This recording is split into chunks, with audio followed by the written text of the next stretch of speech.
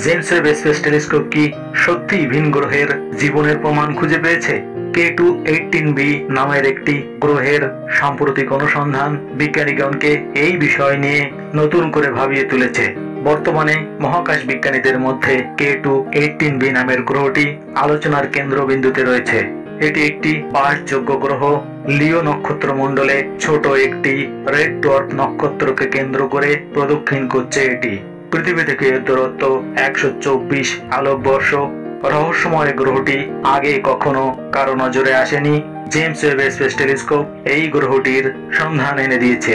সম্প্রতি কেমব্রিজ বিশ্ববিদ্যালয়ের নেতৃত্বে একটি গবেষণায় জেমস ওয়েব স্পেস টেলিস্কোপ ব্যবহার করে বিজ্ঞানীরা ভিন গ্রহের বায়ুমণ্ডলে জীবনের সম্ভাব্য লক্ষণ শনাক্ত করার কথা জানিয়েছেন। তারা বলেছেন, পৃথিবীর বাইরে জীবনের সবচেয়ে আশাব্যঞ্জক প্রমাণ এই গ্রহটি। জেমস ওয়েব স্পেস টেলিস্কোপ তার ইনফ্রারেড যন্ত্রগুলি ব্যবহার করে এই গ্রহের বায়ুমণ্ডলে জীবনের রাসায়নিক লক্ষণ বা বায়োসিগনেচার অনুসন্ধান করে জানার চেষ্টা করেছেন গ্রহটির বায়ুমণ্ডলের অণু দ্বারা নক্ষত্রের আলো কিভাবে শোষিত বা পুনরায় প্রেরিত হয়। আর এর থেকেই গ্রহটিতে জীবনের সম্ভাব্য লক্ষণ খুঁজে পেয়েছেন গবেষকগণ। K2-18b এর বায়ুমণ্ডলে ডাইমিথাইল সালফাইড এবং ডাইমিথাইল ডাইসালফাইড নামের দুটি সালফার ভিত্তিক অণুর খোঁজ মিলেছে। এই যৌগগুলি কেবল পৃথিবীতেই ফাইটোপ্ল্যাঙ্কটনের মতো আণুবীক্ষণিক জীবন রূপ দ্বারা উৎপাদিত হয় বলে তারা জানিয়েছেন।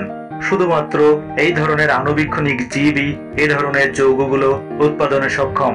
আর এরপরই তারা সিদ্ধান্তে এসেছেন এখনো পর্যন্ত পৃথিবীর বাইরে আবিষ্কৃত জীবনের সবচেয়ে আশাব্যঞ্জক প্রমাণ এটি। আর এরপরই জেমস ওয়েব স্পেস টেলিস্কোপের সাহায্যে গবেষকগণ গ্রহটির উপর আরো তথ্য প্রমাণ সংগ্রহের জন্য সার্বক্ষণিক নজর রেখে চলেছেন। তারা জানিয়েছেন গ্রহটি তার নক্ষত্রের চারপাশে 33 দিনে একবার প্রদক্ষিণ করে আসছে। গ্রহটিতে জীবনের নিশ্চিত প্রমাণ পেতে হলে এর উপর আরো নিবিড় পর্যবেক্ষণের প্রয়োজন রয়েছে বলে জ্যোতির্বিজ্ঞানীগণ জানিয়েছেন।